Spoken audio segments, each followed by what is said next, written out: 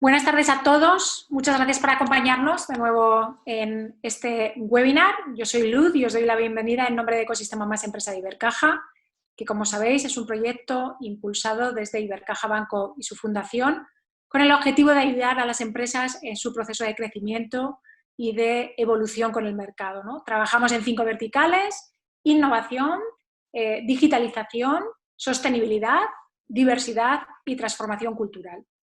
En este caso, tenemos la suerte hoy de contar como ponente con Pedro Moneo, que además de ser pues un consultor de innovación reconocido a nivel nacional e internacional, tenemos la suerte de contar con él dentro de lo que es los miembros del Think Tank. El Think Tank es el pequeño tanque de pensadores que tenemos dentro de Ecosistema Más Empresa y que nos ayuda a guiar todas nuestras actuaciones y nos ayuda a orientar todo aquello que hacemos con el objetivo, como os digo, de ayudar a evolucionar a las empresas. Hoy, como os digo, tenemos la suerte de contar con Pedro. Pedro es el CEO y fundador de Opino, una consultora de innovación global que hace de conector con más de 150.000 expertos profesionales y que desde su ámbito global tiene como objetivo ayudar también a las organizaciones en sus procesos de innovación y transformación. Pedro, además, ha sido editor de revistas como la Mid Technology Review y la Harvard Business Review, y a nivel personal, como os digo, es una persona muy reconocida y, de hecho, es considerado uno de los 100 líderes económicos dentro de España y ha sido nombrado también reconocido como Future World Fellow por el Centro de Gobernanza del Cambio en el Instituto de Empresa. Hoy viene a hablarnos de transformación, de rediseño de modelos de negocio en este momento, en este contexto post-COVID.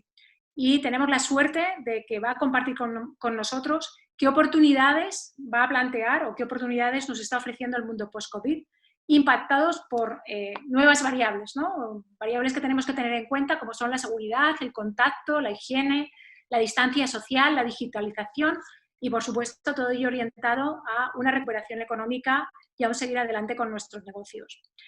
A partir de aquí yo voy a dar la palabra a Pedro. Como sabéis, siempre vamos a tener estos 50-55 minutos de exposición por su parte y luego tendremos un turno de preguntas que podéis ir escribiendo en el chat y que daremos paso a Pedro para que las responda al final de su presentación. Pedro, a partir de aquí tú tienes la palabra y retomamos al final un poquito todas las preguntas que vayamos acumulando. ¿Te parece? Me parece perfecto. Bueno, pues voy a compartir pantalla y así me voy apoyando en la presentación. Muy bien, se ve bien, ¿verdad? Sí, está cargando, pero ahora se verá. Perfecto. Perfecto. Muy bien. Bueno, pues voy a ponerme aquí el chat al lado y así lo puedo escuchar. Bien, bueno, no voy a contar mucho sobre mí, sí que quería contar un poquito sobre Opino. Opino es una consultora que solo hace consultoría de innovación. Tiene 11 años y se funda al principio de la última crisis, en 2008, la misma semana que quebró Lehman Brothers. Con lo cual, el primer mensaje que quiero mandar es como de ánimo, porque las grandes crisis son los grandes momentos de innovación y es donde hay una oportunidad para, aunque seas pequeño, meterte en el mercado o en el punto donde solo podían competir los grandes. Nosotros solo hacemos consultoría de innovación y lo hacemos en 3 ámbitos. Uno es la innovación abierta, con pues, muchas iniciativas para observar ecosistemas o crear ecosistemas de innovación. Desde la estrategia y arquitectura de negocios, pues cambiando la visión de las compañías, las formas de trabajar, la cultura y los productos y servicios que ofrecen. Y desde la tecnología, que es rediseñando pues, el aspecto visual de los productos, construyendo prototipos y acompañando a las compañías a transformar las arquitecturas tecnológicas para moverse a los planes que tienen en el futuro. Tenemos otra particularidad bastante grande, que creo que esto va a ser un factor dominante en el próximo paradigma. Nosotros nacimos en un momento en el que se acababa de inventar el iPhone, la innovación digital estaba creciendo exponencialmente como nunca anteriormente y decidimos crecer con un modelo también nuevo que se apoyara en estos avances tecnológicos. Entonces dijimos, bueno, nosotros teníamos una pequeña consultora que tenía las licencias de publicación de las revistas de MIT y de Harvard, nos leían cientos de miles de personas todos los días y decíamos, bueno, a través de las publicaciones nos damos cuenta de que la gente más inteligente del mundo no trabaja en Opino y nunca querría trabajar en Opino. De hecho, no quiere trabajar incluso por nómina, ¿no? Una anécdota que siempre cuento es que más de una vez me ha pasado, sobre todo con desarrolladores, intentar contratarlos y decirte el candidato, oye, ¿crees que soy tan malo que tengo que trabajar en nómina para ti? Bueno, si quieres trabajar conmigo, trabaja por proyecto, porque yo tengo otras cosas que hacer, ¿no?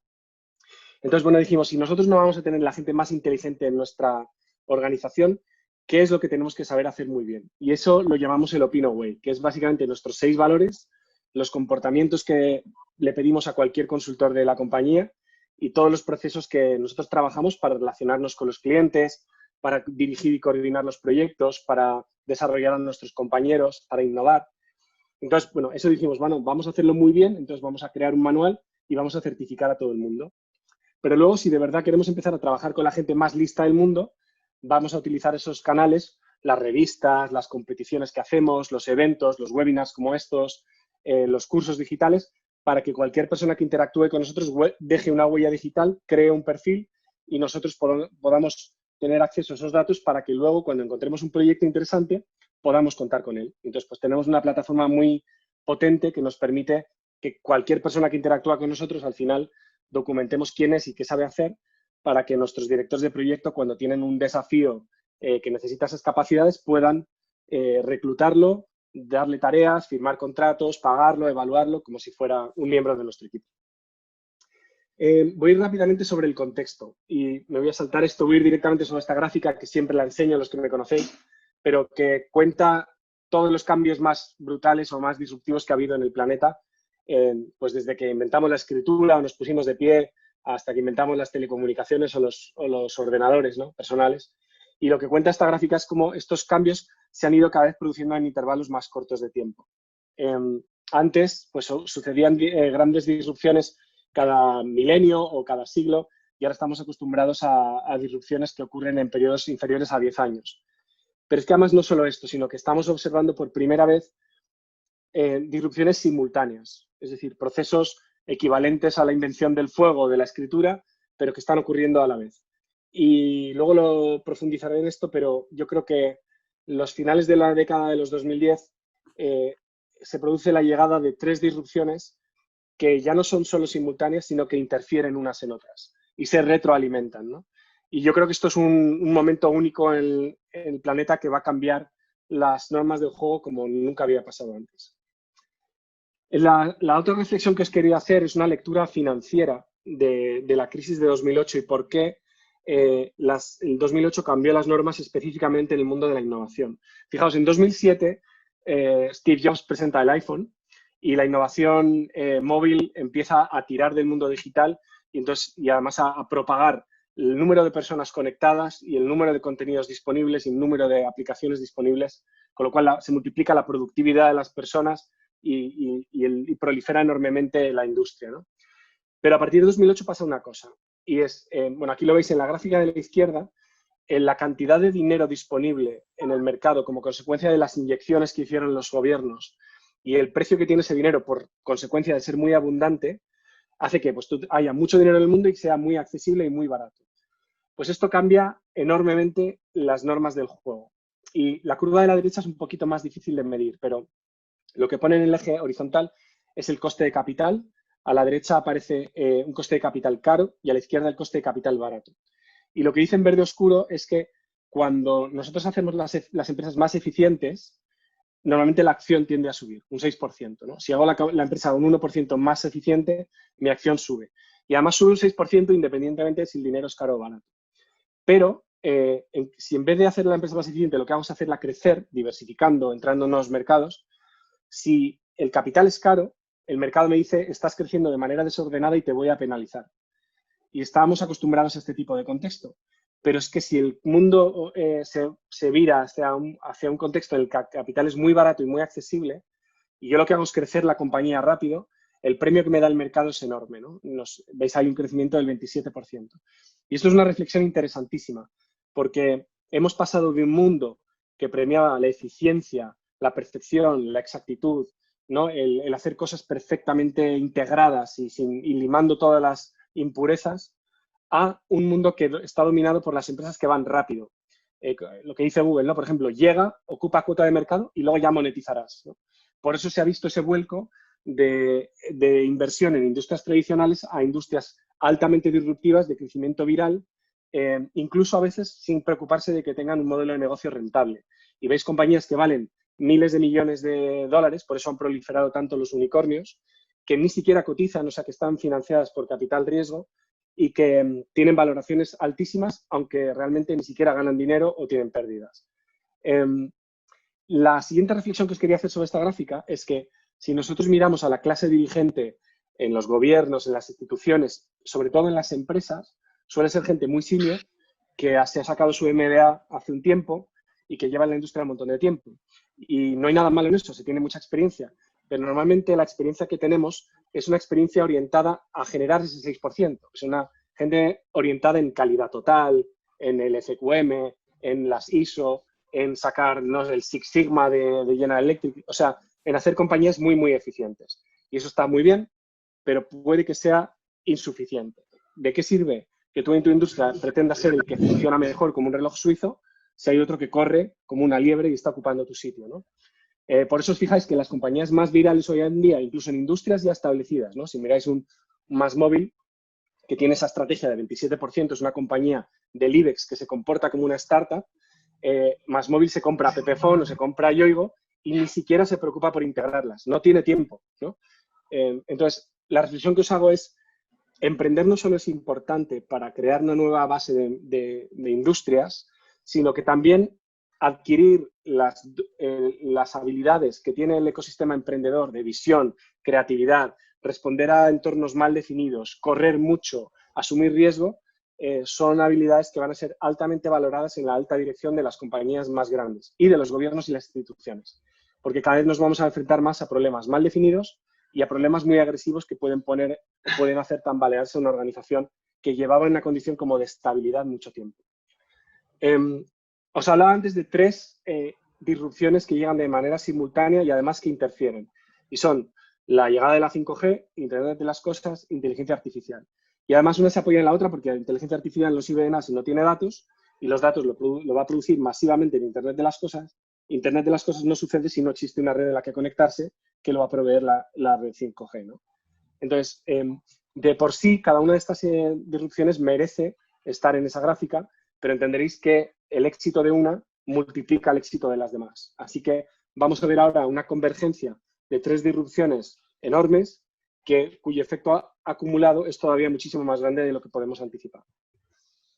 Y ahora viene 2019. O sea, habíamos hablado de cómo se innovaba antes de 2008, qué pasa en 2008 con la disrupción móvil y la entrada de capital por la crisis financiera, y qué pasa de distinto en 2019. Bueno, pues empieza a haber, yo creo, un síntoma en el mundo de que nosotros, bueno, veníamos la última década así alabando, ¿no?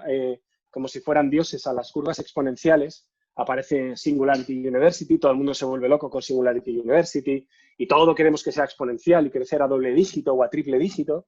Nos malacostumbramos a esos comportamientos y además adquirimos, yo creo, una cosa muy peligrosa, que es una arrogancia tremenda, yo creo que como especie, pensando que podemos correr más rápido para poder solucionar los problemas que nosotros creamos, ¿no?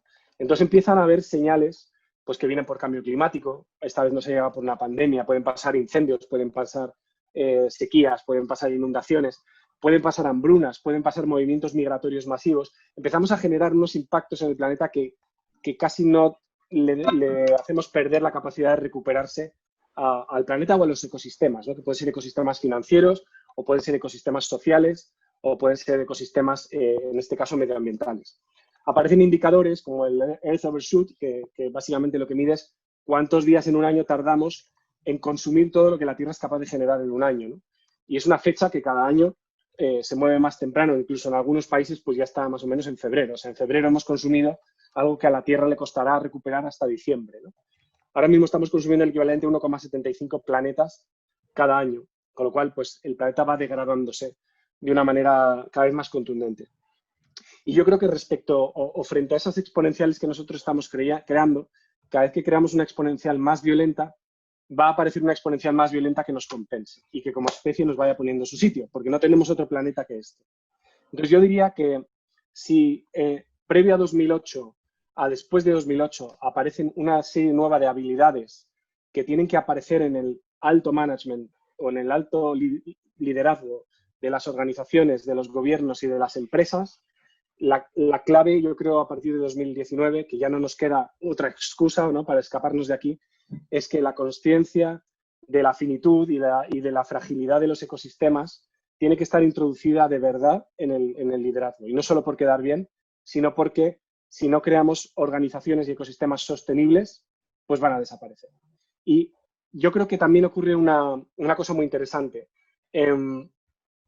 Se redefine el significado de la palabra sostenibilidad. Hasta ahora sostenibilidad sonaba a medio ambiente. Sostenibilidad en el significado más amplio de esa palabra significa hacer cosas que puedan durar en el tiempo, ¿no?, que puedan durarnos en el futuro. Y pueden ser una sostenibilidad económica, o sea, crear organizaciones que sea sostenible cada vez es más difícil, porque el mercado es más violento. Crear gobiernos sostenibles cada vez es más difícil. Crear políticas sostenibles o tomar decisiones de sostenibilidad en compañías cada vez es más difícil. Y la sostenibilidad tiene que ir metida no solamente en tu impacto medioambiental, sino en tu impacto ético. Por ejemplo, luego hablaremos de que la buena ética y los buenos valores tienen que estar metidos hasta en los algoritmos de inteligencia artificial que van a estar tomando decisiones por nosotros. Ahí es donde va a estar la gran conversación de los próximos 10 años. Bueno, y quería hablaros de algo que aparece en las noticias mucho, ¿no?, que nos estamos enfrentando a un cisne negro. Este libro que escribió Nassim Taleb hace unos años, que habla de ese fenómeno que lo llama cisne negro, que es un evento que hasta que sucede es desconocido, que es muy poco probable y que tiene un impacto altísimo, ¿no? Y, bueno, como puede ser, por ejemplo, que nos caiga un asteroide y que cause una extinción masiva, o que haya una tormenta solar que se cargue todos los satélites y todas las telecomunicaciones. Pues bueno, es muy poco probable. No puedes vivir con la angustia de que llegue eso porque te vas a morir, ¿no? Y entonces, la manera que tenemos el cerebro de sobrevivir es un poco como vivir sabiendo que te vas a morir, ¿no? Es no pensar mucho en ello, levantamos la alfombra y lo metemos debajo. Y hasta ahora, pues lo hemos ignorado. Entonces, todo el mundo está diciendo, no, el coronavirus es un black swan, es un cisne negro. Y entonces este autor, Nassim Taleb, tiene un cabreo tremendo porque dice, no, esto no es un cisne negro. O sea, nosotros sabíamos, y está publicado, y hay mucha gente que lo ha dicho, que íbamos a tener un fenómeno donde, que es bastante probable, que además es conocido y que es verdad que tiene un impacto muy grande, ¿no? Entonces, hay otras definiciones de bastantes animales, del cisne gris, del no sé qué. A mí me gusta mucho la del rinoceronte gris, que lo escribió Michelle Booker, que es una compañera mía en el Foro Económico Mundial, que lo describía como un rinoceronte gris. Y dice, ¿por qué rinoceronte? Bueno, porque este tipo de fenómeno es como una cosa de 3 toneladas que tiene un cuerno y que va corriendo directamente hacia ti. Entonces, si no intuyes que te puede hacer daño, es que eres un poco tonto, ¿no? Entonces, habla de un fenómeno que es conocido, que es bastante más probable, que tiene altísimo impacto, que además estamos conviviendo con él y seguimos ignorándolo, y es inexplicable, ¿no?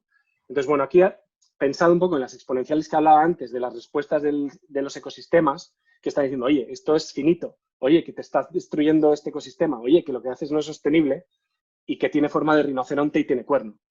Entonces, lo que nos está diciendo es no tenemos excusa para ignorar este tipo de fenómenos. Entonces, si juntáramos esos 3 fenómenos disruptivos que hablaba antes, que son un poco generados por nosotros directamente como tecnología, y 3 rinocerontes grises que se nos acercan, que son un poco consecuencia de lo que nosotros hemos creado, pero no necesariamente lo estábamos buscando. Como por ejemplo el cambio climático, que ya es bastante fácil de atribuir pues, nuestra actividad a los cambios o las alteraciones que está habiendo en el clima, las disrupciones causadas por la pandemia del coronavirus y las que vengan en el futuro. Y luego otra de la que suelo hablar, que estamos, yo creo, en los primeros pasos de la probablemente próxima Guerra Fría entre las 2 grandes potencias de la inteligencia artificial, que son China y Estados Unidos, ¿no? Os recomiendo mucho ese libro de Kai-Fu Lee, que además es un autor que ha sido altísimo ejecutivo en Apple, en Microsoft y en Google, y además en China y en Estados Unidos, ¿no? Con lo cual tiene una visión súper interesante. Entonces, bueno, yo creo que a esta hoja la he llamado la tormenta perfecta, porque se están juntando 6 cosas que por sí solas pues, tumbarían cualquier tipo de sociedad y las estamos haciendo convivir a la vez. Entonces hay que ser muy atentos, hay que tener muchísimo cuidado de que no nos carguemos todo en los próximos años y a la vez muy optimistas porque las cosas que van a salir de aquí no nos las podemos ni siquiera imaginar. Bueno, la semana que empezó el estado de alarma, hicimos un pequeño informe que lo hemos llamado Tendencias post-coronavirus, que os quiero explicar ahora de manera muy rápida para que, si queréis, pasemos a esa parte donde la gente pueda compartir sus inquietudes. Pero retratamos algunas de las, creemos, pequeñas demostraciones de lo que va a venir en los próximos años. Ya os he dicho, para mí, la primera es redefinir la sostenibilidad e incluirla como una de las tareas más importantes o de las habilidades o de las características más importantes del liderazgo del futuro, en todos los ámbitos. Entonces, bueno, hablando de tendencias post-coronavirus, hablamos de la primera, que la llamamos hipocondría social, donde hemos metido un montón de cosas distintas, ¿no? Hablamos de la economía plata, que es un poco la que debería o la que va a ser más hipocondríaca, porque, claro, pues habéis visto el impacto que tiene el coronavirus en función de tu edad. Pues ese sector va a ser clave para nuestro sector salud en el futuro, pero también va a ser una economía cada vez mayor porque nuestra esperanza de vida va a aumentar de manera muy significativa y nuestra calidad de vida en esos años también va a aumentar de manera significativa o va a mejorar mucho, ¿no? Esta economía además va a estar apoyada por inteligencia artificial, que va a estar detrás de los grandes avances para envejecer más o llegar a vivir más y además envejecer mejor. Pues el descubrimiento de moléculas a través de inteligencia artificial, la capacidad que nos ha dado ahora mismo la biología para convertir información genética en información digital y poder lanzar sobre ella las herramientas de procesamiento o de aprendizaje que tenemos, ¿no? Una vez que ya sabemos hacer lectura y secuenciación o incluso edición de los códigos genéticos, lo que hacemos es convertir un problema biológico en un problema informático, en un problema de computación. Y eso va a hacer que la velocidad de innovación avance muchísimo, ¿no? Os pintaba ahí la economía basada en la confianza, que es una economía que tiene forma de cebolla, en la que tienes diferentes capas y cada una de esas capas hacia el centro necesita un nivel de confianza mayor. Sabéis que para generar los diferentes grados de interacción con un cliente, pues que sea que te compra, que sea que repita, que sea que te recomiende, pues hacen falta niveles de confianza cada vez mayores. Con lo cual, para las marcas y para las instituciones, va a ser clave penetrar en esa cebolla lo más profundo que puedan. Y el éxito de las empresas serán que no solamente pues generen ese contacto o que generen, ¿cómo se dice?, fidelidad, sino que de verdad generen empatía o intimidad, ¿no? Yo diría que empatía está a un nivel por encima, intimidad está todavía muchísimo más en el centro. Os pongo un ejemplo muy sencillo, pero por ejemplo, YouTube nos conecta y además nos permite intercambiar contenido. El poder monetizar YouTube nos hace de alguna manera premiar a los productores de contenido. Y ahora se están generando ya mecanismos alternativos para premiar el contenido de ese productor, que no sean meramente por la publicidad que nos da AdWords sobre YouTube, sino páginas web, por ejemplo, como Patreon, o en el mundo de los creativos, Kickstarter o Indiegogo, lo que te hacen es que puedas apoyar directamente a un creativo y además hacerlo de diferentes niveles, ¿no? La gente que usa Patreon, por ejemplo, pues hace ahora mismo, aunque tenga su canal en abierto, hace sesiones específicas para sus patronos o para sus mecenas, y eso genera ese nivel de, ya no solo de conexión o de empatía, sino de intimidad con el creador. Por supuesto, pues va a haber un enorme auge de los Customer Journeys o los modelos de interacción sin contacto, que además de ser más higiénicos, pues son muchísimo más escalables y suelen generar una mejor experiencia de usuario, con lo cual aquí tenemos un montón de oportunidades y un montón de deberes por hacer. Luego hablamos de bajo coste con valores y productos programados para durar. Pues estamos viendo que vienen momentos duros económicamente, donde la gente va a intentar ahorrar un poco más, va a pensarse muy bien lo que compra.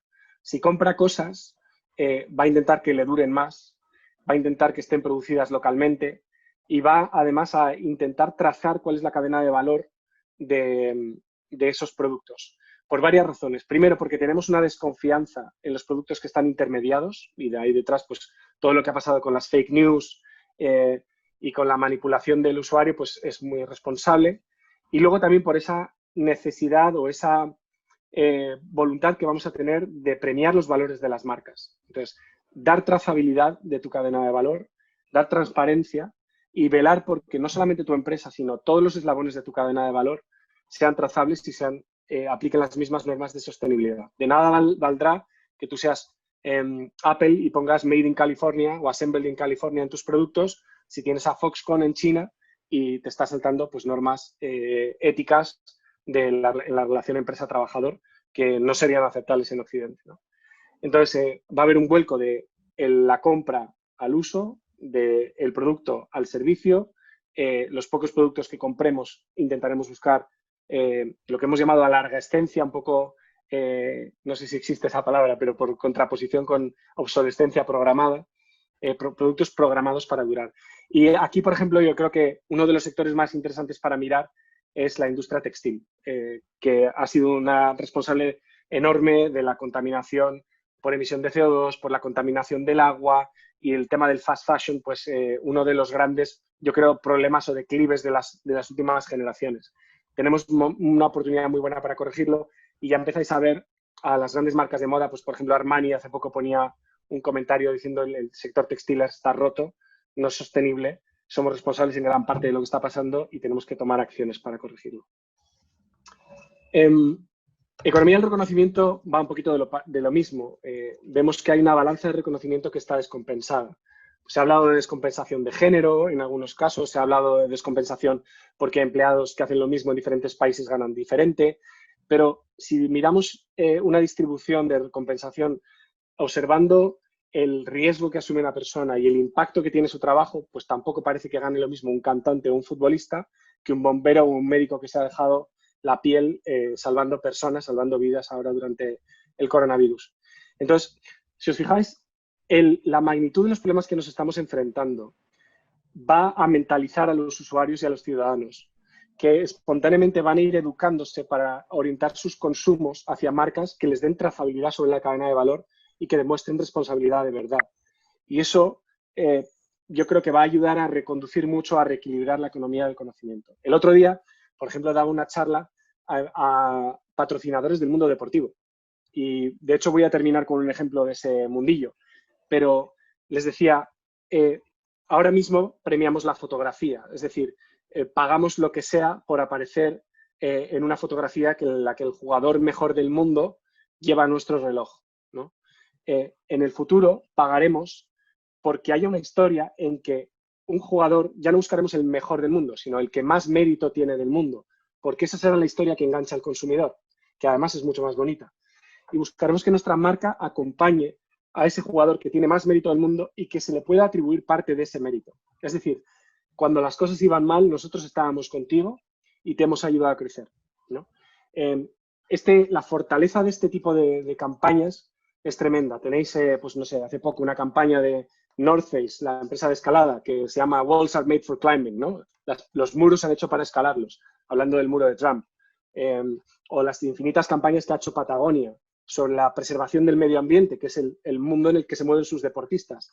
Y, en fin, hay cada vez más marcas que van a entender que creando un mundo más sostenible, que buscando el impacto final de su compañía, es como también crear una empresa más sostenible y un cliente que les da acceso a la capa de cebolla más central, que es la más preciosa, la más delicada, ¿no? Y que además se gana muy lentamente, pero se pierde muy rápido. La confianza se gana muy lento y se pierde inmediatamente, ¿no? Entonces, este es uno de los temas en los que estoy más ilusionado, en que podamos hacer, por ejemplo, que los miles de millones de inversión publicitaria tengan un impacto social o que tengan un impacto medioambiental y que podamos orientar los modelos de negocio de las empresas a través de nuestro poder de consumo o a través del poder de los patrocinadores que están detrás de un montón de acontecimientos que seguimos todos los días. Luego, ahora se habla mucho de la renta básica universal, cuáles van a ser los modelos económicos del futuro, si vamos a destruir mucho empleo con la economía digital, que es cierto, y cómo vamos a sobrevivir a partir de ahora, ¿no? Yo más que la fórmula del salario básico universal, que me parece cara y me parece complicada de mantener y con muchos efectos secundarios que muchas veces ni siquiera conocemos, me parece que va a tener que aparecer un concepto nuevo de servicio básico universal y de solidaridad de las grandes plataformas tecnológicas. Me explico. Hay un autor interesantísimo que se llama Jeremy Rifkin, que ha escrito un montón sobre la economía del coste marginal cero. Y Jeremy Rifkin, de hecho, pasa mucho tiempo en España. Creo que está afiliado a alguna universidad de Barcelona, creo que le sabe. Así que a lo mejor le podéis convencer que participe algún día en el ecosistema Más Empresa. Pero básicamente lo que explica es, el coste marginal es lo que cuesta producir una unidad más de algo cuando los costes fijos están pagados, ¿no? Seguro que hay un economista que lo explica mucho mejor que yo, pero cuando tú tienes tu máquina, tu fábrica funcionando, y dices, voy a fabricar una mochila más, ¿cuál es el coste de esa mochila? La economía digital tiene la enorme ventaja de que el coste marginal es prácticamente cero. O sea, a mí el coste de una visita más a mi página web o crear una entrada más en un post más en mi blog tiene un coste cero. Cuando algo tiene un coste cero, se hace tremendamente escalable y tremendamente accesible. Y eso es buenísima noticia porque se puede convertir en una herramienta de integración social muy potente. Y además, según la tecnología se vaya propagando, o las tecnologías digitales se van propagando en nuevos sectores, como os explicaba antes, si nosotros llenamos un coche de sensores, el valor añadido del coche ya no va a estar en hacer un asiento más cómodo. De hecho, probablemente sean bastante parecidos, sino va a estar en el sistema operativo que mueve ese coche. Nos va a importar más y vamos a pagar más por un coche que conduzca mejor de manera autónoma, que no nos estrellemos, que lleguemos más cómodos y con menos acelerones y menos frenazos a donde queremos y eligiendo la mejor ruta, ¿no? El valor añadido se va a desplazar a lo digital, pero a la vez el coste marginal de esa parte digital se va a ir reduciendo.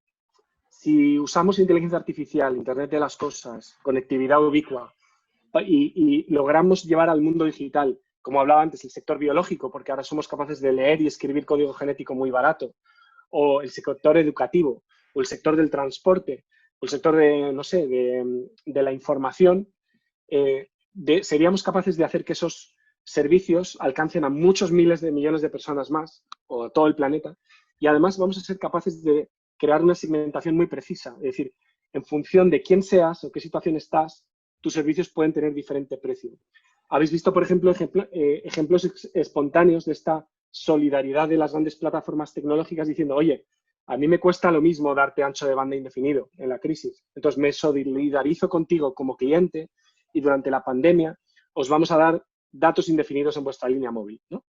Este es el tipo de movimiento. Entonces, si os fijáis, existe el concepto de coste marginal cero, el coste de que hay una gran beneficiada cuando un sector se convierte en digital porque desaparece el valor añadido del coche y se suele concentrar en una plataforma tecnológica, y que esa plataforma tecnológica de alguna manera se tenga que solidarizar con los usuarios cuando estén pasando situaciones de desempleo o una pandemia, un desastre natural, o porque básicamente eres un estudiante o un jubilado y entonces tienes que pagar las tandas de música a un precio diferente.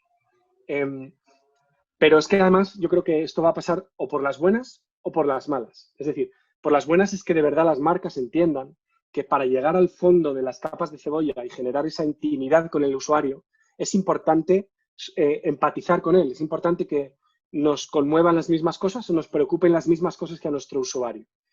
Pero por las malas significa que si esto no lo hacen las marcas, lo van a hacer los gobiernos. Y los gobiernos no permitirán a las plataformas tecnológicas, que son las grandes concentradoras de valor añadido y las grandes concentradoras de poder, no permitirán competir en determinados mercados si no se alinean con pues, determinados objetivos de ese mercado. Pueden ser medioambientales, pero también van a ser sociales. Y yo creo que a través de estas economías de coste marginal cero tenemos una enorme capacidad de crear pues, herramientas de integración, ¿no? Y si un día tú pierdes el trabajo, puedas tener el transporte público gratuito, o que puedas acceder a educación de manera gratuita, o que puedas acceder a videoconsulta, o que puedas acceder a otra serie de servicios que sigan desarrollando. Digital por defecto va en la misma línea. Venimos, y yo creo que en particular en España, somos muy achuchones, somos muy de contacto físico y somos muy empáticos, somos muy expresivos. Y también requerimos siempre la presencia física. Entonces, venimos de un mundo en el que para cerrar contratos hay que irse a comer 3 veces con el cliente y ocupamos nuestra semana con viajes en avión y estancias en hoteles, lejos de nuestra familia y tal. Entonces, por defecto, nuestra cultura, para hacer algo y demostrar que te importa algo, tienes que estar presencialmente. Y si no podías, porque tenías una gotera en tu casa o tenías que llevar al niño al colegio o lo tenías enfermo en casa, te disculpabas y te conectabas por teléfono. Y yo creo que tenemos que pasar al revés. Yo creo que hemos aprendido algo muy interesante en este encierro obligado. Yo no lo quiero llamar trabajo remoto, esto ha sido un encierro, esto ha sido un castigo. Hemos aprendido algo muy importante y es a valorar más que nunca nuestro tiempo y nuestra privacidad. Entonces, no la cedamos, no la perdamos. Yo creo que tenemos que pasar a un mundo en el que por defecto hagamos las cosas digitalmente y solamente cuando nos dé la gana o cuando sea de verdadmente importante, pasemos al formato físico. Que nadie se ofenda si un proveedor y un cliente o un proveedor ofrece tener la reunión y firmar un contrato a distancia, porque no es una falta de respeto, sino que simplemente quiere que valore su productividad, su tiempo y que como empresario pues también tiene que recuperarse de esta crisis, ¿no? Entonces, seamos permisivos, igual, apliquemos a los demás lo que queremos que nos van a aplicar a nosotros, valoremos más la intimidad y el tiempo de las personas y todos vamos a ser más productivos. Reservemos el tiempo físico para lo que al que le pedimos su tiempo le dé la gana, lo que él quiera, ¿no? Estamos hablando todo el rato de cadenas de valor cada vez más transparentes, de valores más presentes en el liderazgo. Bueno, pues yo creo que hemos pasado una etapa en la que tenemos un cierto hartazgo de que nos mientan, de que nos prometan cosas en programas electorales y luego hagan lo contrario, de que un líder no sea transparente con sus empleados, de que lo que leemos en las noticias no esté basado en datos que sean trazables y no podamos confiar en ello. Estamos hartos de que nos tomen el pelo, ¿no? Entonces, igual que vamos a buscar trazabilidad en los productos, vamos a buscar trazabilidad en la información. Y cualquier líder de información o cualquier portavoz va a tener que demostrar de dónde viene la información que está comunicando con nosotros y va a tener que demostrar también el liderazgo intelectual y el conocimiento técnico de lo que está hablando. Y es nuestro deber y es nuestra responsabilidad como usuarios, como audiencia, pedirlo y que cuando eso se diluya lo volvamos a pedir con fuerza. Yo creo que es nuestro derecho estar informados bien y contar con la trazabilidad de la información que se nos transmite. Si el usuario, igual que hablaba antes de los productos, si el usuario de la información no lo demanda, pues los medios y los transmisores de mensajes se acostumbrarán y se relajarán otra vez. Peguemos ese tirón, yo creo, de transparencia y de trazabilidad de los datos, porque va a beneficiarnos a todos mucho, ¿no? Y esto pasa adelante en el mundo privado, pero también pasa en el mundo público. Tenemos que generar la 10ª versión de lo que son los portales de transparencia y generar gobiernos de transparencia y liderazgo de transparencia. Patriotismo industrial, esto suena un poco raro, pero básicamente lo que estamos explicando es que cuando a alguien le amenazan, lo que intenta es proteger primero lo que tiene cerca, ¿no? Con los que habéis dado cursos de supervivencia o de primeros auxilios, siempre te dicen, primero mira que tú estás bien, después protege la zona y luego ya atacas el problema, ¿no? Entonces, instantáneamente, cuando alguien se ve afectado, lo primero que tienes que hacer es ponerte tú la mascarilla en el avión, si no, no puedes ayudar a nadie. Y cuando nos sintamos amenazados, vamos a proteger nuestro entorno cercano. Afortunadamente, yo creo que este decrecimiento de los costes marginales y las habilidades que nos da la tecnología va a hacer que producir localmente determinadas cosas que era impensable, ahora sea más barato, mejor para el medio ambiente, mejor para la salud incluso, y más eficiente. Os pongo varios ejemplos. El primero es la fabricación y distribución de componentes. Bueno, pues tenéis a la impresión tridimensional que está mejorando de una manera tremenda y que va a redefinir cómo son las cadenas de suministro completamente. Y seguro que estáis de acuerdo conmigo en que si lo que estamos intentando es crear productos que duren más, porque es mejor para el usuario y es mejor para el medio ambiente, y que además los produzcamos localmente para no tener rupturas de stock, si un día pasa algo en China, que no nos quedemos todos sin mascarillas, y que además generemos menos emisiones de CO2, en fin, y además lo hagamos más barato, probablemente la impresión 3D nos pueda ofrecer una muy buena respuesta y que nosotros podamos crear o productos o componentes localmente. Lo mismo pasa con los alimentos, y aunque nosotros somos un país agricultor, pues este movimiento probablemente ha empezado en países con altísimas poblaciones y un coste de oportunidad del uso de la tierra muy grande, por ejemplo, Japón, ¿no? Las granjas urbanas ahí están proliferando de una manera muy grande y poder fabricarte tus alimentos, tus vegetales de manera local, sin pesticidas, sin ocupar tierra, con un consumo de agua muy racionalizado, sin logística de transporte, sin emisiones, sin impacto, pues tiene muchos beneficios, pero es que además lo vamos a hacer incluso competitivo en precios con pues la agricultura tradicional, ¿no? y pues esto tiene también enormes beneficios para la salud. Y lo mismo con la energía. La energía solar está también mejorando a pasos agigantados.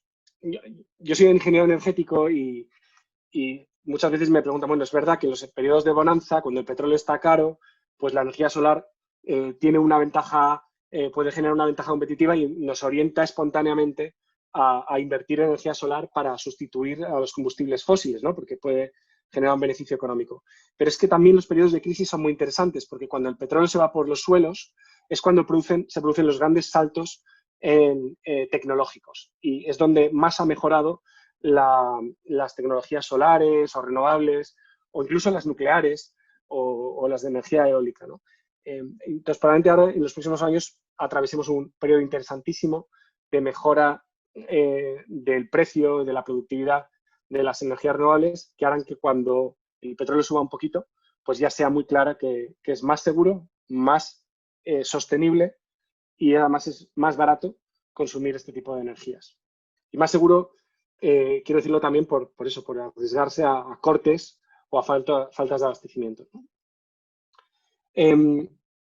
Lo que hablábamos aquí con este término es que cuando un entorno se ve disrumpido cada vez con más frecuencia, cambian las normas del juego, cambian las tecnologías, cambian los modelos de negocio, cambian la geopolítica internacional, la manera de hacer estrategia también tiene que cambiar. Y yo creo que cambia de dos maneras fundamentales. Una, cuando hacemos estrategia tradicionalmente estamos acostumbrados en pensar en hoy y en proyectarnos hacia el futuro. Y ahí nos arriesgamos a tener el famoso momento Kodak, ¿no? Que Kodak un poco fue víctima de su propio eslogan, pero no vio venir la transformación digital y tuvo ese momento de intentar proyectarse hacia el futuro y se equivocó porque su cuota de mercado no era 2 puntos por abajo por encima, era 0, ¿no? en la fotografía digital.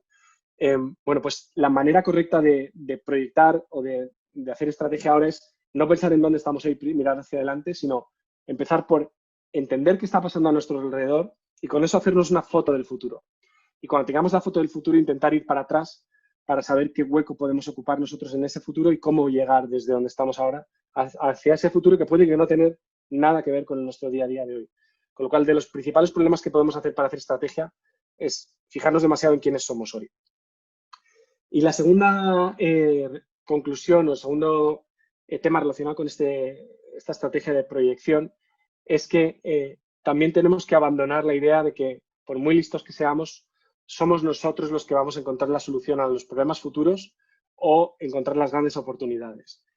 Como comunidad o como organismo cooperativo somos muchísimo más eficientes y muchísimo más poderosos, sobre todo en pensamiento lateral. Gente que sea muy diversa. Y fijaos que estoy, yo creo, casualidad, recorriendo los campos que decías antes del ecosistema más empresa, de innovación, digitalización, sostenibilidad, diversidad, ¿no?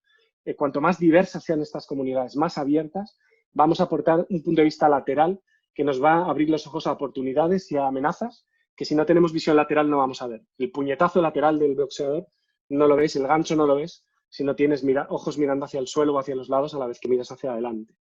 Entonces, creo que está por descubrir la gran potencia de las redes colaborativas o de los ecosistemas conectados con las organizaciones tradicionales. Igual que hablaba de determinadas habilidades que tienen que tener el alto management, el liderazgo de las empresas y organizaciones para sobrevivir en las diferentes etapas, sí diría, además de sostenibilidad, capacidad de imaginar el futuro, y para poder imaginar el futuro y construir las herramientas de una manera ágil, es la capacidad de cooperar en ecosistema, de trabajar como un organismo colaborativo. Y esto no es un mensaje hippie de que todo tenemos que hacerlo open source y Creative Commons. No, no, no. Se pueden hacer estrategias tremendamente comerciales o incluso tremendamente agresivas de manera colaborativa. Y sabéis que ahora mismo pues, hay un montón de interés, incluso en los servicios de defensa de los países, en crear mecanismos de alerta temprana basada en los ciudadanos, o de detección de fraude, o de detección de ataques terroristas, o de ataques de ciberseguridad, o incluso de respuesta a ataques de ciberseguridad basados en cooperación ciudadana o en cooperación de diferentes organismos. Y bueno, hablando un poco de lo mismo, economía del propósito, ¿cómo va a ser este capitalismo que hemos llamado de slow society, ¿no? Ya no de la exponencial, sino de la exponencial compensada? Bueno, pues tendremos que hacer lo posible porque todas estas cosas que hemos estado hablando, de la cooperación, la visión lateral, la imaginación, la creatividad, la buena ética, la trazabilidad, la veracidad, el conocimiento técnico, todo esto se refleja en los indicadores que les vamos a pedir a nuestros dirigentes y a nuestros líderes. Y solamente las compañías o las organizaciones que de verdad se pongan esos indicadores y que sean fieles a ellos, van a generar una promesa de marca que sea creíble. Entonces yo creo que esto es muy interesante y aquí se empiezan a ver los ejemplos valientes, ¿no?, de las empresas. Yo creo que para acometer todos estos cambios, ¿no?, hace falta un liderazgo valiente. Pero, no sé, yo creo que un liderazgo valiente cuando no había amenazas, pues tenía mucho mérito.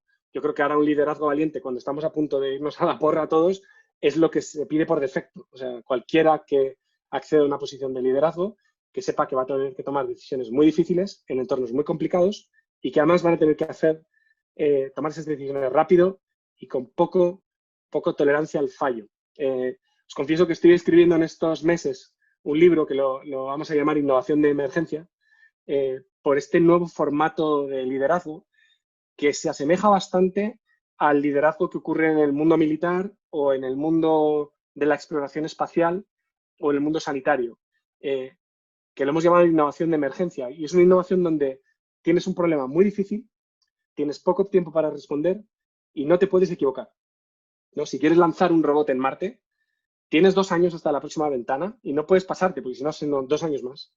Puedes tener dinero para hacer un solo cohete y no lo puedes cagar. Entonces, ¿qué tipo de mecanismos o qué tipo de procesos o metodologías de innovación se siguen en esos casos?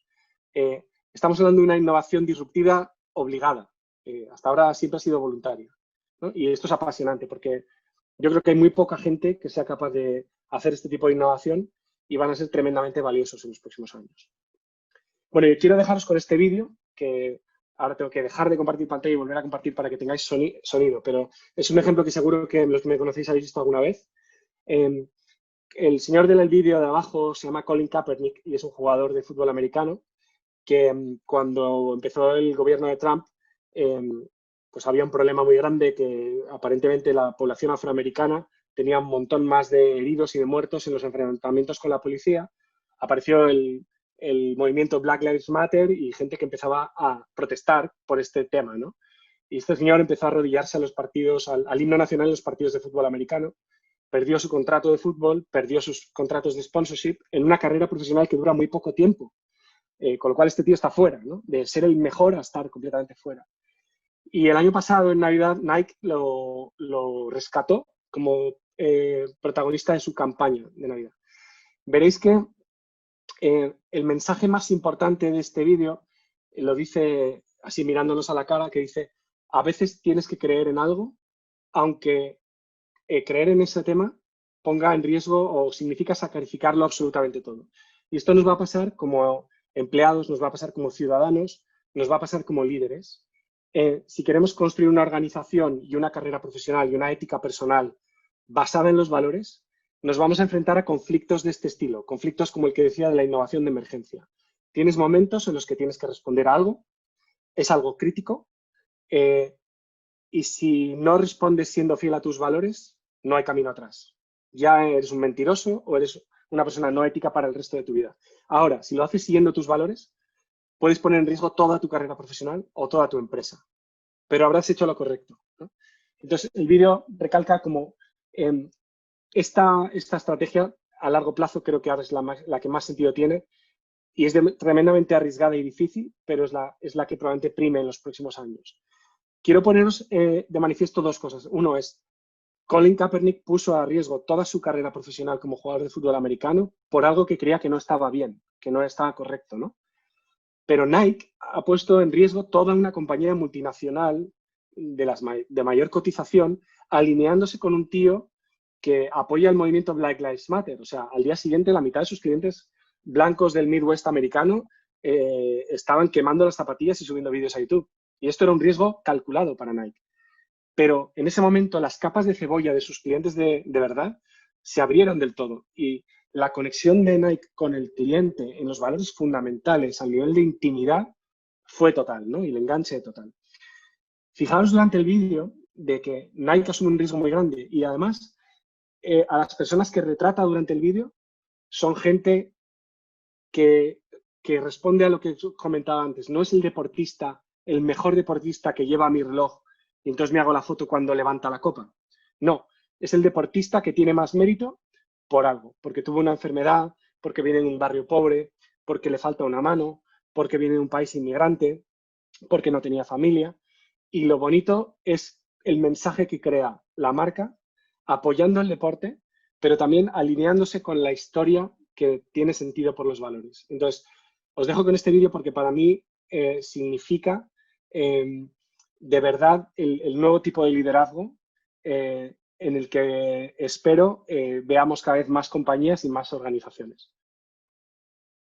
Y os pido, por favor, que además esta frase que pone aquí, believing something even if it means sacrificing everything, os la escribáis y os la peguéis en el ordenador o en el pupitre, porque seguro que la necesitáis en algún momento cercano.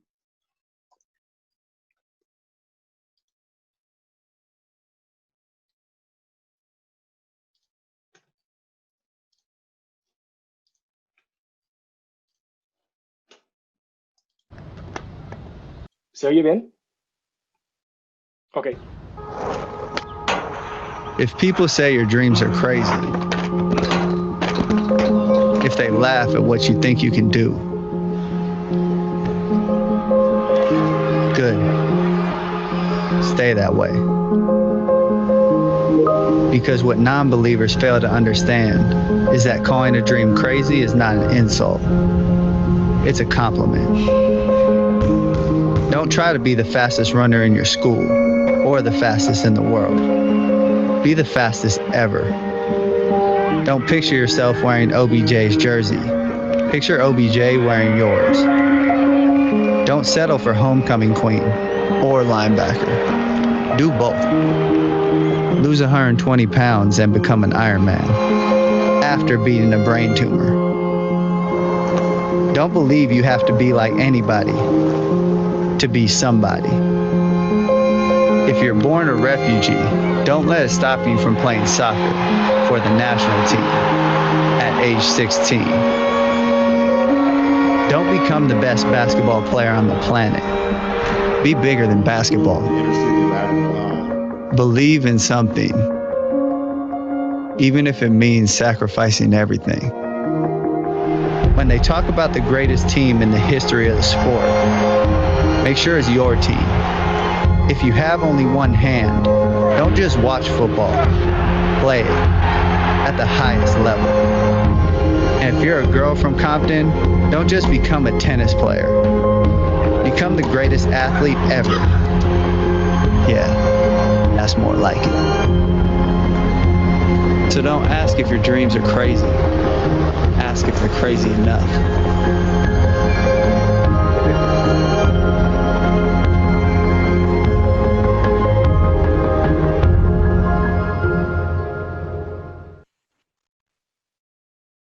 Bueno, pues eso es todo. Muchas gracias. Muy bien, Pedro. Pues un placer, como siempre, es un gusto escucharte.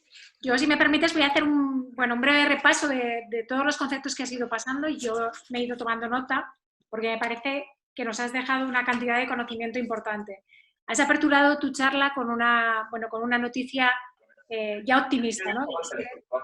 Tú mismo dijiste, perdón, tener algún tipo de micro abierto, ¿ya? Tú mismo dijiste que vosotros empezasteis vuestra compañía justo en el momento en que cayó Lehman Brothers, ¿no? Y durante estos años, pues habéis tenido un crecimiento, yo creo que en vuestro caso, casi exponencial, ¿no? Nos has comentado la importancia de las disrupciones simultáneas que se están produciendo en este momento, que se han producido. Nos has hablado del 5G, de la IoT y de la inteligencia artificial. Nos has hablado de un momento de antes del 2008, después del 2008 y después del 2019, ¿no? Y nos has hablado de la importancia de que los líderes en cada momento tengan determinados atributos. Por ejemplo, nos has dicho que era muy importante que nuestros líderes ya no solo supieran de eficiencia después del 2018, sino también tuvieran ciertos valores o ciertos conocimientos mucho más vinculados al ámbito de las startups, ¿no? Y que van mucho más vinculadas a un tema de crecimiento y no de eficiencia, para alcanzar esas cuotas que nos hablabas, ¿no? Del 26 o el 27% y que habían sido posibles gracias a esa abundancia de capital.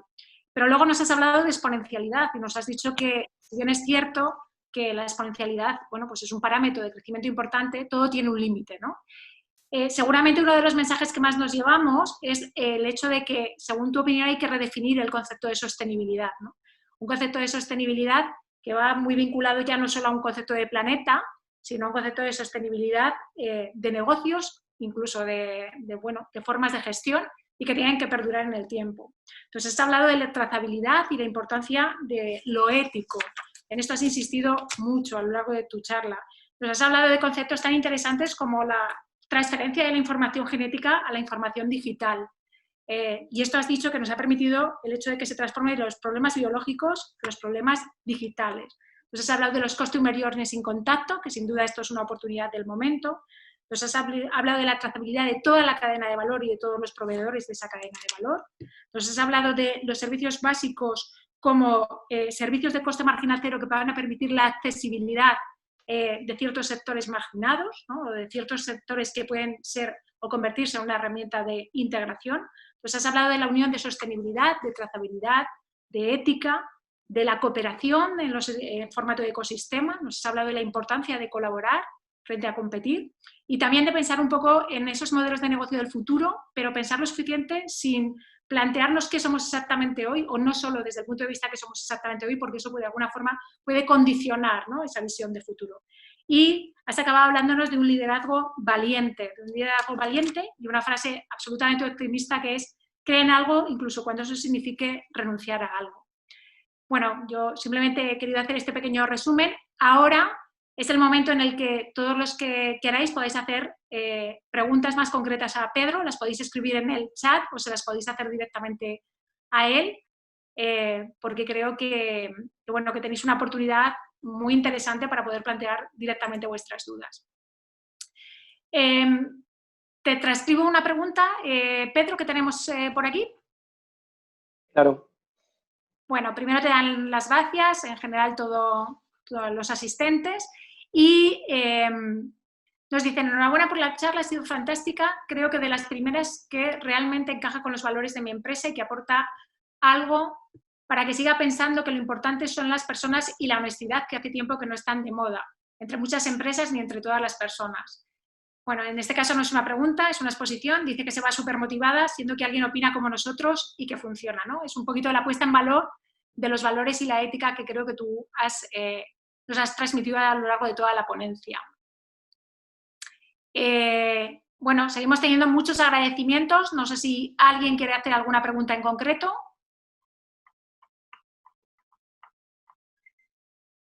¿Nos puedes pasar el link del vídeo? Me ha encantado. Bueno, a partir de mañana tendréis el link de la ponencia de Pedro colgado dentro de lo que es agenda del ecosistema más empresa de Ibercaja.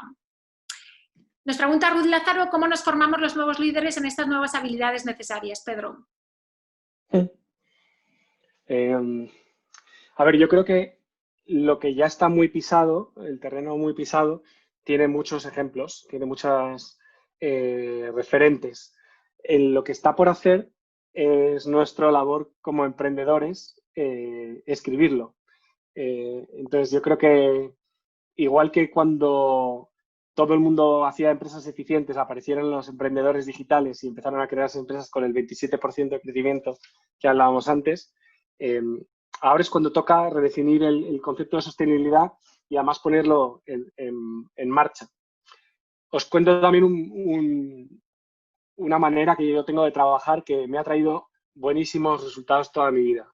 Yo, en vez de contratar a rockstars, ¿no?, para trabajar en la empresa, gente que ya pues tiene una reputación enorme y que yo no me podría permitir, que tampoco quieren trabajar para mí y que tampoco pues tienen tiempo o ganas de dedicarse a un proyecto como el mío, siempre he apostado por hacer cantera, es decir, por contratar gente joven con muchísimo potencial y muchas ganas. Y cuando hay alguien que está accediendo, porque tu empresa crece mucho, a una posición que nunca ha tenido y que tiene unas habilidades que requiere unas habilidades para las cuales no está entrenado, lo que le digo es: mira, en vez de contratar a un rockstar que te tape por arriba tu carrera profesional, vamos a hacer una cosa, vamos a contratar un mentor, voy a contratar un consejero, pero no es un consejero para irme a comer con él, sino que es un mentor personal para ti, es un regalo que yo te hago. En vez de pagarte un MBA, dime a quién admiras, pero tira alto, alto. Y mi labor es invitarle a cafés a comer a esa persona para que me acepte unas horas a la semana ser el mentor personal de este empleado o este compañero que yo tengo, ¿no? Entonces, eso me ha permitido que pues, gente con 20 y pico años pase a roles de country manager o que dirija una división entera de tecnología sin haberlo hecho nunca, o que se convierta en director financiero, ¿no? Y tener a gente que también nunca me imaginaría que pudiera trabajar con nosotros. Pues el director de todo el programa de desarrolladores de Google para una región, o la directora de un hedge fund enorme, que tiene unos salarios y unos problemas que, vamos, que para ellas somos miguitas de pan, ¿no? Pero la riqueza que le aporta ese conocimiento de la gente más senior, ¿no? O a la gente más brillante, que muchas veces tú piensas que no te va a hacer caso, es tremendo. Y mi idea, además, o sea, mi aprendizaje es que también no eres insignificante, o sea, que por muy pequeño que sea tu proyecto, si tienes una buena historia que contar, cualquier persona, da igual lo senior que sea, te puede dedicar unos minutos. Y que además merece la pena pagarlo. O sea, que estas son clases particulares que cuestan dinero y que van a retornar su valor millones de veces, ¿no? Muy bien, pues muy interesante, Pedro. Otra pregunta tenemos. Dice, con el comentario sobre la nueva orientación a la perdurabilidad de los productos por la sostenibilidad del planeta, ¿no va un poco en contradicción a los rápidos cambios de los mismos? ¿O en tema de productos y servicios van en dirección contraria? Pues yo creo que es una muy buena pregunta. ¿Cómo podemos tener productos durables y a la vez una innovación muy grande, ¿no? Yo lo que creo es que tendremos plataformas durables y lo que tendremos será capacidad de actualizar esas plataformas con diferentes cosas, ¿no? Para mí, cualquier negocio que se convierte en digital se convierte en una plataforma. Igual que el móvil se convirtió en una plataforma cuando le pusimos el App Store encima, y encima de él se pueden hacer muchísimos negocios. Tú lo que quieres es que tu plataforma dure, pero que los servicios que se despliegan encima puedan innovar de manera exponencial todavía. Entonces, yo creo que aquí hay un terreno enorme porque hay muchas cosas que todavía no son plataforma. El móvil sí es una plataforma, pero un coche pues está empezando a ser una plataforma. Un hotel no es una plataforma todavía, un edificio. Una carretera no es una plataforma. En fin, los muebles no son una plataforma. El otro día tenía esta discusión con el board de IKEA, por ejemplo. Estuve hablando con el board mundial de IKEA y les dije, no, me parece rarísimo que IKEA no tenga una plataforma de innovación abierta que se llame open.ikea.com y que tú puedas entender cuáles son los elementos de la plataforma IKEA sobre los que tú puedes innovar. Igual que cuando desarrollas una app para el App Store, tienes que cumplir algunas normas, pero ellos te dan algunas herramientas que tú puedes utilizar. Pues imagínate que una compañía como IKEA o como Adidas te dicen, oye, si tú innovas sobre mi plataforma, nosotros te aseguramos la producción en serie, la distribución, el marketing de tu producto y que va a ser compatible con nuestros productos en los próximos 5 años. Y eso es una plataforma durable, una plataforma sostenible, que te da confianza, que puedes buscar esa eficiencia, pero a la vez te permite hacer una innovación exponencial encima. Y si te fijas, la plataforma es un ecosistema que solo pueden desarrollar nuevamente las empresas grandes o las organizaciones grandes, pero sobre el que innovan muy bien los pequeños emprendedores. Un sistema operativo es una plataforma, ¿no? Entonces, la razón por la que podemos innovar muy rápido haciendo videojuegos o haciendo aplicaciones es porque hay alguien que ha cometido la enorme inversión de crear una plataforma, sistema operativo, que dura en el tiempo. Muy bien, muchísimas gracias. Paso a otra pregunta que hace María. Dice, mensaje muy revolucionario que la ética se convierta en la esencia de rentabilidad empresarial. Una gran y esperanzadora transformación. Aquí no cabe escapatismo, ¿verdad? ¿Escapatismo? ¿Qué es eso? Escapatismo. ¿Escaparatismo puede ser? Escapismo o escaparatismo. Bueno, que no. Bueno, yo creo que, a ver, puede pasar, como pasó con la responsabilidad social corporativa, ¿no? Al principio, que haya gente que lo haga por imagen, ¿no? Y que lo ponga en su web solamente y que luego realmente el compromiso social que tiene esa marca pues es dudoso. Pero hay cosas muy buenas. La primera, no hay nada mejor que esto se convierta en una moda, por mucho que digan que no los puristas, ¿no? El otro día pues hablaba pues, con la gente de B Corp. Pues hay gente que le molesta que hay muchas empresas que quieren hacer B Corp y dicen, pero ¿cómo un banco se va a hacer B Corp? Eso rompe el ecosistema B Corp y tal. Bueno, en realidad el hecho de que se ponga de moda hace que se hable de hecho mucho y que mucha gente que nunca ha entendido cuáles son los potenciales efectos secundarios de adoptar ese tipo de iniciativas, los empiecen a pensar. Pasó lo mismo con la innovación, ¿eh?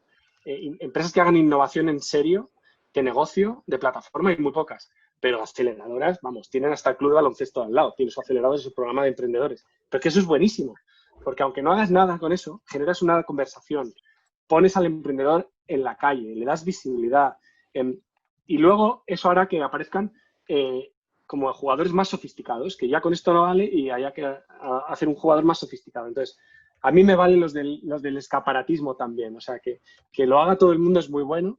Y yo creo que además ocurrirá lo siguiente, que como tenemos, yo creo vamos a buscar esa trazabilidad o esa credibilidad en el mensaje, vamos a auditar el mensaje más que nunca, con lo cual el que vaya de broma se le notará. Y más vale que diga que voy en broma, o sea, que estoy empezando a hacerlo y sea humilde, ¿no? En ese sentido, que vender humo cuando seamos capaces de medir lo que tú estás haciendo. Entonces, sí es bueno que todo el mundo lo haga, aunque no llegue muy profundo, y luego hay que ser honesto y decir cómo de profundo estás yendo para no vender humo porque te vamos a pillar. Bueno, no deja de ser verdad, ¿no? De nuevo, lo que estás vendiendo, o sea que está bien. Bueno, Sergio Monpen nos dice, Pedro, ¿crees que la RSC es una herramienta hacia un camino de modelo de organización y sostenible? ¿Perdón, hacia un qué? Hacia un modelo de organización sostenible. A ver, yo creo que lo que está pasando es que los que entendéis de innovación sabéis que normalmente la innovación en una compañía no innovadora está anidada en una persona o en un grupo muy pequeño. Según la innovación se va haciendo de una manera más frecuente en la empresa, se convierte en algo que está en el ADN, que las empresas más innovadoras muchas veces no tienen departamento de innovación. Es que la empresa es innovadora. Apple no tiene departamento de innovación, ¿no? Con la RSC o con el compromiso social y la sostenibilidad va a pasar lo mismo. A lo mejor en las empresas al principio hay una persona que habla de sostenibilidad y su labor es propagar ese mensaje dentro de la compañía. Pero al final la sostenibilidad se va a convertir en parte del ADN de la compañía y va a estar embebida en todo. Sostenibilidad en cómo haces tus procesos de reclutamiento y tu relación con tus empleados. Sostenibilidad en la relación con tus proveedores, ¿no? Que pagues a tiempo, que pagues bien, que no dejes pufos. Sostenibilidad con el medio ambiente, con tu cadena de valor, con tu cliente, con el regulador, en fin. Y yo creo que también volviendo al mensaje de antes, cuando tú tienes capacidad de trazar el mensaje... Pegarlas, ¿no? Máximo, tienes abierto el micro. No lo hagas ahora que estás por cariño. Tenemos que silenciar. Me habéis puesto en silencio. Eso, que cuando tengamos capacidad de trazar el mensaje, antes, si te has saltado la ética, pues puedes generar un problema muchísimo más grave que el que estabas intentando poquito a poco construir una reputación, ¿no? Os pongo el ejemplo del Dieselgate de Volkswagen, que por las prisas por entrar en el mercado americano, falsearon los datos de emisiones de sus vehículos y les ha ido muy bien, siendo la compañía limpia, del turbodiesel limpio y tal, y luego les han cazado y el problema les ha costado muchísimo más que el beneficio lento que les había dado todo su trabajo anterior. Muy bien, tenemos otra pregunta respecto a la sostenibilidad. Dice, gracias Pedro, enhorabuena por la ponencia. ¿Cómo propones llevar esta sostenibilidad a la sociedad, al gobierno? ¿Alguna acción concreta crees que debe ser una iniciativa privada y que la empresa puede ser el motor para hacerlo? Wow. Bueno, yo creo que se mezclan muchas cosas, ¿no? Y voy a hablar de una perspectiva bastante personal, pero estamos, yo creo, en un momento de vacío de liderazgo en todos los aspectos. O sea, líderes fuertes, con carisma, con capacidad, con conocimiento técnico, que demuestran experiencia, que están formados, que están acompañados por equipos técnicamente muy potentes y esa valentía, ¿no? Para desplegar planes valientes, innovadores y fuertes, pues no los encuentro. Por otro lado, también es responsabilidad nuestra de los ciudadanos el apoyar a la gente que represente esos valores. Y también es responsabilidad nuestra como empresarios hacer empresas que también los respeten. Entonces yo creo que esto va a ser un proceso lento, pero yo creo que es el final. O sea, no creo que esté siendo soñador, sino que estoy siendo realista y que en algún momento o lo haremos o por las buenas o por las malas. Por las malas, en el caso español, es que o tengamos problemas graves con el clima, porque nosotros como país de turismo somos uno de los principales damnificados si hay problemas con el clima o con la agricultura, porque el medio natural es una de nuestras principales materias primas de vivir. Y por las malas también es que pues se pasen regulaciones europeas y que digan, mira, lo que estáis haciendo ahí, si no sois responsables como gobierno en vuestro país o como empresarios, pues ya lo ponemos nosotros en Europa y os llega a vosotros la directiva que tenéis que transponer en vuestra regulación en el país. Entonces yo creo que nos va a tocar ser buenos por las buenas o por las malas. Bueno, ojalá sea por las buenas, ¿verdad? Vicente García hace una última pregunta y dice, muchas gracias Pedro, fantástica ponencia. Dado que has mencionado que has tocado el vector de la energía y también Jeremy Rifkin lo menciona en su libro, ¿cómo crees que va a evolucionar? ¿Puede ser una tabla de salvación para nuestro país? Lleva años con esa etiqueta, pero falta mucho todavía y las previsiones de las energías tradicionales no tienden a la baja. Bueno, yo lo he mencionado en la charla, que somos muy ambiciosos, ¿no? O sea, cuando miramos la velocidad a la que queremos cambiar. La progresión de las energías renovables en Europa ha sido brutal en los últimos años. Y si miras lo que pasa en Estados Unidos o lo que está pasando en China, también es tremendo. En los años de bonanza económica, como decía, es más fácil que las energías renovables se utilicen más o se desplieguen más, que haya más plantas que se abran de pues, energía solar o energías eólicas y tal, porque pues al haber mucho consumo, el precio de las energías fósiles está alto. Entonces es fácil competir con ellas en precio, o es más fácil. Ahora el precio del petróleo está por el suelo y es más barato generar electricidad quemando carbono, quemando gas o petróleo que con el sol. Pero ese momento es como si la industria pasara a otra fase. Es un gran momento de innovación, porque toda la industria solar está viendo amenazada su existencia, entonces está invirtiendo en mejorar la tecnología. Lo bueno de los ciclos económicos es que hacen que ninguna industria se relaje. Cuando crees que vives con un modelo de negocio que te puede llevar a muy, muy lejos, pues te tocan unos años de pasarlo muy mal y a nadie nos gusta, pero es como hacer una dieta. Luego te vuelve maravilloso atleta, ¿no? Entonces hay que afrontar los periodos de crisis como los grandes periodos de innovación.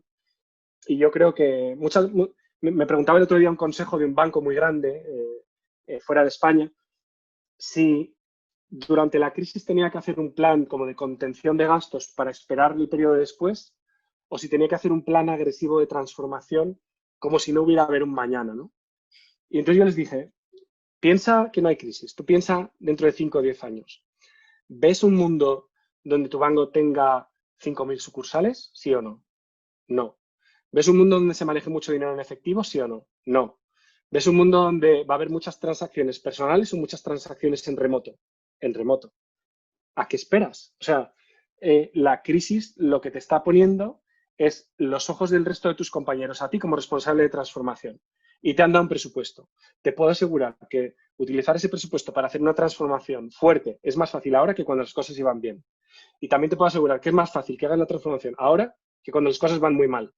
Porque cuando vaya muy mal la compañía, ya no puedas pedir dinero a los bancos, tu acción valga la mitad, ya no puedas poder acometer los planes de transformación. Por eso decía que hace falta ese liderazgo valiente, porque tienes ese reto, tienes esa ventana de oportunidad, se pasa pronto y no la puedes cagar. Entonces, implica un cambio complicado, ¿no? Pero estos son los momentos de supervivencia de las empresas. O lo haces, o dentro de 5 años vas a tener un problema. Y el hecho de que la compañía vaya muy bien puede ser un problema grande, ¿no? Porque no estás viendo la caída. Oye, Pedro, y en ese imaginar el futuro que has comentado antes y a la vez no implicarnos nosotros demasiado con los modelos de negocio que tenemos actuales en esa imaginación del futuro, ¿no? Para no pervertir a lo mejor ya el pensar cómo tiene que ser ese modelo, sino primero imaginarlo y luego echar hacia atrás, que decías.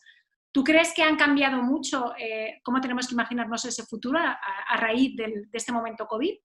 O cuando tú le haces la pregunta al banco de cómo ves de aquí a 5 años qué será tu banco, ¿esa respuesta hubiera sido diferente antes o después de la crisis COVID?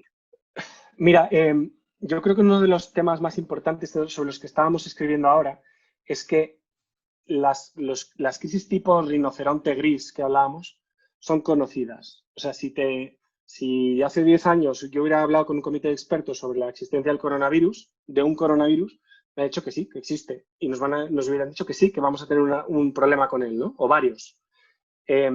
La diferencia es que hasta ahora los hemos ignorado y a partir de ahora no vamos a poder. Y no vamos a poder porque ya es patente que podemos tener este tipo de problemas, pero luego también es que creo que está pasando otro fenómeno, que es que a la vez que las innovaciones fuertes cada vez son más frecuentes, los rinocerontes cada vez vienen en manadas más grandes. Entonces, vamos a enfrentarnos con estos cambios tan bruscos que le forzamos al planeta a adoptar, nos vamos a encontrar como movimientos de respuesta, como olas de vuelta, más violentas que vienen cada vez con más frecuencia. Y algunas, pues eso, tendrán que ver con un movimiento migratorio o con una crisis financiera o con un problema social o con una enfermedad o con un modelo de negocio que desaparece y entonces se van a la porra todos los empleados en esa industria. Y sobreponerse a eso, pues es algo que ignorábamos porque no cabe en tu mandato como presidente. En 4 años puede que no me toque a mí reformar la seguridad social o puede que me libre de tener que trabajar con el cambio climático. O yo en mi periodo de dirección general, ¿no? O antes de que venda la compañía no voy a tener que lidiar con esto, con lo cual, pues bueno, yo la coloco y me largo, ¿no? Pues yo creo que eso no lo vamos a poder evitar, no porque seamos muy buena gente, sino porque como te va a tocar en un periodo tan corto, vas a tener que hacerle frente. Y yo creo que en esta crisis se ha notado mucho compañías que tenían previstos este tipo de sucesos. No sé, por ejemplo, no sé si es DHL o alguna de las compañías de logística, por ejemplo, tiene planes qué pasa si hay un volcán que impide el transporte aéreo, ¿no? Entonces, ¿cómo sigo funcionando como compañía? Bueno, pues en un caso como este han desaparecido los vuelos, con lo cual si tú tenías un ejercicio de rinoceronte gris planeado, has podido reaccionar. Y es una oportunidad buenísima para comerte el mercado. Muy bien, pues empezaremos a imaginar el futuro con algún rinoceronte también en el horizonte a partir de ahora, pero con una importancia y con una trascendencia a tener en cuenta. Pedro, ya no tenemos más preguntas, ¿vale? Te agradecemos profundamente todo el conocimiento que has compartido. Nosotros creemos profundamente en la inteligencia colectiva, en que juntos somos capaces de llegar a mejores soluciones. Tú también compartes ese espíritu y hoy aquí lo has puesto de manifiesto. Así que muchísimas gracias a todos por acompañarnos y bueno, pues seguimos en contacto con todos y seguimos aprendiendo y avanzando. Gracias y hasta el próximo webinar que será la semana que viene. Muchísimas gracias. Gracias.